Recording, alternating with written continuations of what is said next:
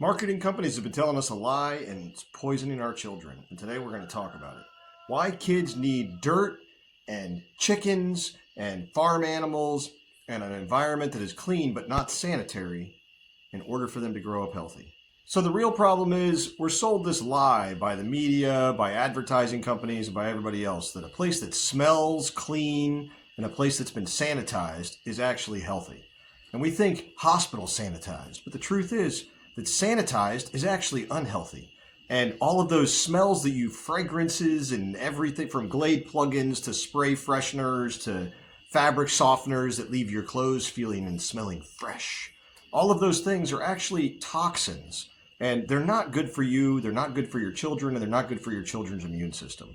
So let's talk about why that is and what you can do to treat your kid's immune system properly while also keeping them healthy and making sure they're healthy longer.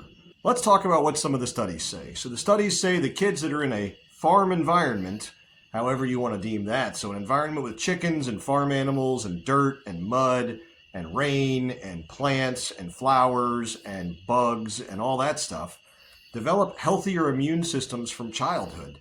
They're less likely to have things like asthma and allergies, among other things. And they develop a stronger immune system so they're not hit as hard with such a shock later on when they wind up getting sick. So the truth is that when we sanitize an environment, what we're doing with the sanitization, let's talk about that part first, is we're killing everything except for the couple microbial or bacteria or viruses that can live through the sanitizer. And then we're creating this epic clean environment where there are no natural predators for whatever we've left behind. It creates the perfect place for breeding. We do this in petri dishes on purpose with science in order to grow cultures of mycelium, bacteria, and many other things.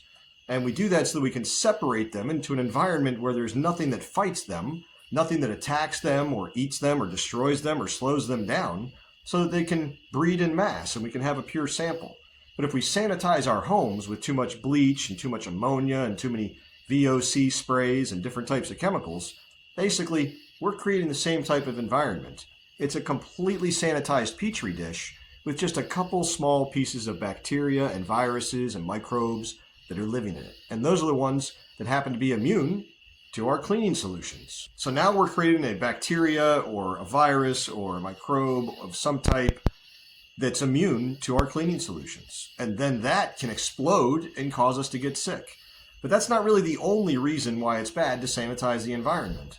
Because sanitizing the environment means that your child, or you, or whoever lives in the environment, will never receive any of those original microbes.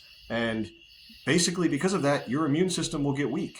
Your immune system will get lazy. It won't know what to fight. It won't have any new data on what it should be prepping for, what it should be preparing for. And because of that, you're going to wind up getting sick more. You're going to wind up with those things like asthma. And you may be wondering to yourself, well, Zach, what are you talking about with poisoning our kids? Because you said we're making them sick and poisoning them. So what's this whole poisoning part? Well, you see, there's been studies done that show that third-hand smoke, which sounds kind of like an oxymoron to some people, but third-hand smoke is when smoke vapors get absorbed into other materials, people, clothing, fabric, floors, carpets, walls, and then a child or somebody else touches those materials, and part of that residue rubs off on them and gets absorbed into their body. And we talk about that like it's a big deal, and it is a big deal. Any toxin is a bad thing. But here's the problem. We're using all of these cleaning agents, these sprays, these fragrances, and all these other chemicals in our homes because they smell fresh, because we think they're keeping us fresh. But those hold toxins too. And those toxins equally will absorb into your fabrics, into your carpet, into your walls, into your clothing, and into your skin, and into your child's skin. So when we're creating these fresh smelling, clean and sanitary environments for our children and our families, we're actually doing a disservice to all of the people involved. Because the chemicals are dangerous, they hold toxins, they're bad for your lungs, bleach, and many other chemicals are known to cause cleaning people to become very sick later in life. They get breathing issues and all types of stuff from being around too many of the chemicals. And those chemicals linger in your home when you're clean. If you just cleaned your home and it smells like bleach, what do you think your kids are breathing in? I'm not attacking any specific company. I'm just talking about fragrances. So let's just talk fragrances. If you have a fragrance in your home, and you're spraying that fragrance on a regular basis, and that fragrance has some type of VOC or some type of other toxin or heavy metal or something like that in it, and you're spraying those into your home, they don't just evaporate into the air and disappear. They fall slowly down until they hit something and they're absorbed into it. Then they stay there, just like third-hand smoke. So we are not only over-sanitizing our environments right now, but we're also throwing a bunch of toxic chemicals into those same environments to protect the children that we're talking about cleaning the environment for to begin with. Now you may ask yourself, Zach, you brought us a problem, so what's the solution? And here's the solution for you. The solution is keep your environment clean. Use soapy water, use non-antibacterial stuff. Every once in a while you need bleach. It is what it is. You're going to have to clean and sanitize sometimes. Don't sanitize the entire environment at any point in time so that everything can naturally have a balance. It's like your body. If you wash your body with too many sanitizers, too many antibacterial soaps and things like that, you can kill the natural biome that exists on your skin and cause yourself problems. Clean with soap and water. Make sure the environment is clean. You sweep, you dust, you still mop, you still clean the house, you still wash the dishes, you still wash your hands when you go potty, you still wash before you cook dinner, you still wash the food, you still do all of that. But you should be using regular soap and water. No antibacterial, no lemon scented, no special fragrances that are blown through the house. And don't dump bleach on everything because that's bad for you and your family. It's going to hurt your lungs over time, and your life won't be better if you can't breathe. Now, Zach, you might be saying, you've said a lot of stuff today, and you've had absolutely nothing to back it up except for saying there are studies done. Well, here you go. I'm going to read a few to you. I got a note sheet right here of some of the studies because I know they exist, but I had to get the references for them because I have brain damage, as I've told you guys before, and I just don't remember stuff the way that I should. My brain works pretty good. It puts a lot of stuff together. It's algorithmic. It's pretty awesome. I love it.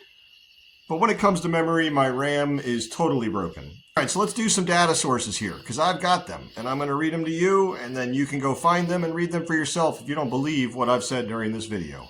The Child Cohort Study. Fragrances and Asthma. The data, a massive multi-year study tracking infants, found that frequent use of scented household cleaning products and air fresheners in early life directly correlates to a significantly higher risk of childhood wheezing and chronic asthma by the age of 3. The reference would be Canadian Health Infant Longitudinal Development Child Study on Household Cleaning Products. Study number 2 that I'm going to mention. The Hygiene Hypothesis. This one was done by the FDA and NIH guidance, or through FDA and NIH guidance. The data. Official medical consensus stating that a lack of early childhood exposure to infectious agents, microorganisms, and parasites increases susceptibility to allergic diseases by suppressing the natural development of the immune system. Search reference would be FDA Consumer Health information on the hygiene hypothesis/asthma. Punched a dumpster today when I was working on it. That was kind of dumb. I don't recommend it, especially not when you're holding a big old hammer in your hand. Hurts a lot worse then. Go figure. I think I would have known that by 45. I'm not 45. Younger than 45. Why do I keep adding years to my life? Number 3, the farm effect. It's actually called the farm effect studies. Immune resilience. The data, landmark European and American studies published in the New England Journal of Medicine comparing children raised on traditional farms versus suburban homes. Children exposed to farm animals, stable dust, and raw manure. Oh, wait, I'm sorry. Raw nature. Manure, I'm sure, is in there somewhere. Had up to 50% lower rates of asthma and allergies due to proper immune system training. Search reference, New England Journal of Medicine, NEJM, studies on the Amish farm effect versus Hutterite environments. I don't know if I pronounced that properly. Hutterite environments. And the fourth one that I'm going to mention today is the third-hand chemical accumulation, TRDRP, and Lawrence Berkeley National Lab. The data. Research proving the semi-volatile organic compounds, whether from tobacco smoke or heavy synthetic air fresheners or incense, bind permanently to household dust, carpets, and drywall, where they undergo chemical transformations into long-term toxic hazards.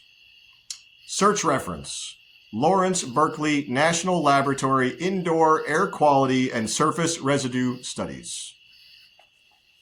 Well, there you have it, folks. That's the gobbledygook. If you keep your kids in a super sanitary environment and you clean everything with uber sanitizing chemicals and you blast air fresheners so that everything smells fresh in your home, then you're going to probably make your kids sick, or at least they're more likely to get sick. So get those kids out there in the dirt, let them play with some farm animals, tell them to wipe their feet off at the door, come inside and play, and make sure they're smelling the flowers, because you need a little bit of everything in order for you to be strong. It's all about moderation. You don't want to throw them in to live in the chicken coop, and you don't want them in the chicken coop all day long. But if they go in there every once in a while, it'll make them stronger. One last little tip for you today. If you want your house to smell fresh, open your windows. Air it out. If it's too cold outside, open your windows in the middle of the day. If it's still too cold outside, I don't know what to tell you. I've never lived up north. I live in Florida. So the worst it could be is usually too hot outside. And when it's too hot outside, we could still open our windows and let the house air out for an hour or so and then close it back up and kick the air conditioner back on. Maybe you're going to the store and you're not going to be in the house for a little bit. Open it up, air it out. If you live right next to a bunch of other people, that might not be a good idea because it might invite burglary or something. But my point is, air the house out, get the fresh air smell from outside. And if you live in the middle of a huge city and you think the air quality is really, really poor, well, try some air freshener, sanitizer, filter. Try some air filters. Extra air filters, HEPA air filters, carbon air filters. Throw some air filters in the house, try to absorb all that nastiness that's in there. Hopefully it'll smell better without, chemicals or something. Ta-ta for now. Thanks for watching. Love you guys. See you next time.